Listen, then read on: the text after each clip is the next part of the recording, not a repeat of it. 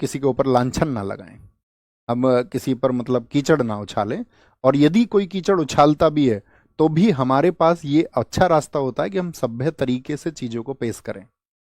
हर किसी का एफर्ट लगा है, आप किसी को नेग्लिजिबल नहीं कर सकते। आप ये नहीं बोल सकते कि इस व्यक्ति का एफर्ट नहीं लगा है। अभिनय सर ने इसको आप जानते ही हैं कि कितनी ऊर्जा दी, कैसे लोगों को संगठित किया, और उनकी बदौलत सब लोग संगठित हुए। आप ये नहीं कह सकते हैं कि जी आदित्य सर ने इसके लिए एफर्ट नहीं लगाए। आप अगर बैठ के देखोगे ना, प्रशांत सर और आदित्य सर ने इसके लिए इतना एफर्ट लगाया है, और उसके लिए उन्होंने मतलब जो तैयार किया डेटा, प्रशांत सर का बहुत बड़ा योगदान है। तो मतलब आप, कोई लोग आपसे बोले ना कि नहीं यार तुम ये इनके लिए बोलो, नहीं इनके लिए बोलो, आप बोलो नहीं हम किसी के लिए नहीं बोलेंगे, हमारे गुरुजन हैं और हम उनको बहुत रेस्पेक्ट बोलते हैं, ना हम किसी सर के लिए बोलेंगे ना हम किसी मैम के लिए बोलेंगे। हमारा काम है सर से अच्छा पढ़ना, और कभी हमारे अधिकारों की लड़ाई के लिए कोई आगे जाता है तो हम उसको पावर देंगे, शक्ति देंगे। वो देनी भी चाहिए, क्योंकि आपसी डिस्प्यूट से बात नहीं बन सकती है दोस्त।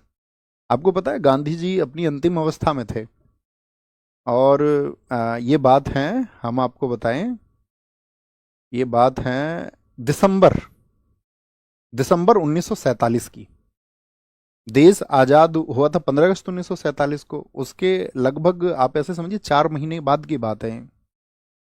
तो क्या हुआ था कि दंगे देश में भड़के हुए थे हर जगह, बहुत डिस्प्यूट्स थे सब जगह, हिंदू मुस्लिम, और बहुत सारे लोग शांति और अमन की गुहार लगा रहे थे कि भाई शांति स्थापित होनी चाहिए।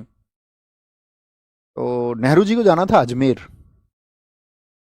अजमेर में उनको जाना था। और तो नेहरू जी ने क्या किया, एट ए टाइम पे अजमेर जब उनको जाना था दिसंबर 1947 में, तो अजमेर नहीं गए, उन्होंने अपने सेक्रेटरी को भेज दिया। तो इस बात पर नेहरू जी के इस एक्ट पर नाराज हो गए उनसे वल्लभ भाई पटेल जी। वल्लभ भाई पटेल और नेहरू दोनों ही गांधी जी के परम शिष्य थे। अब जब इस बात पर आपका नाराज हो गए वल्लभ भाई पटेल, उन्होंने कहा कि तुम जितना भी मंत्रिमंडल है ना ये सारा, इन मंत्रियों में आप प्रमुख हैं, लेकिन आप अपनी चीजें बाकी लोगों पर नहीं थोप सकते हैं, आपको जाना चाहिए था वहां अजमेर। उन्होंने कहा यार मैं मतलब मैंने अपना सेक्रेटरी भेज दिया, कौन सी बड़ी बात हो गई, ताकि वहां के लोग नाराज ना हो।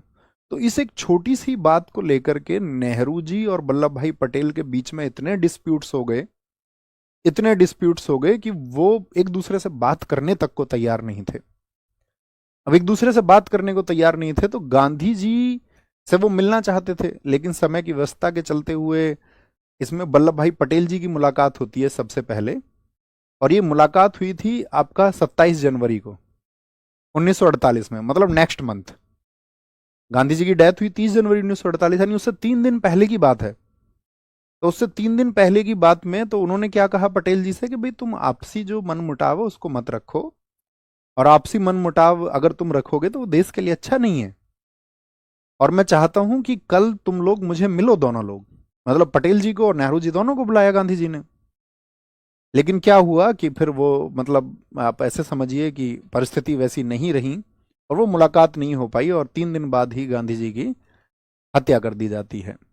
और गांधी जी की जो हत्या हुई तो उसके बाद में कुछ दिनों के बाद में नेहरू जी ने पहले पत्र लिखा वल्लभ भाई पटेल को।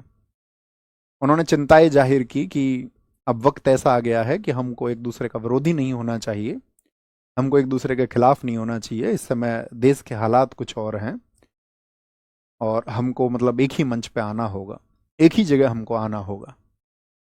तो पटेल जी ने भी इतना ही सकारात्मक उत्तर लिखा नेहरू जी को कि हाँ आप ठीक कह रहे हैं, हमको एक दिशा में आगे बढ़ना होगा। मतलब उन्होंने अपने मन मुटाव भुलाया, यानी कि ये किसकी वजह से हो पाया, उन दोनों ने उसके लिए मन बनाया।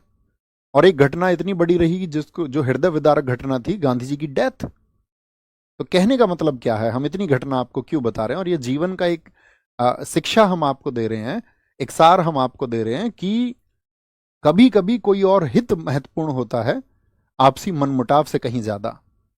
तो आपसी मनमुटाव की उतनी कीमत नहीं होती है, और हमको यार बड़ा दिल रखना चाहिए, हमको काउंटर नहीं करना चाहिए हर एक चीज का।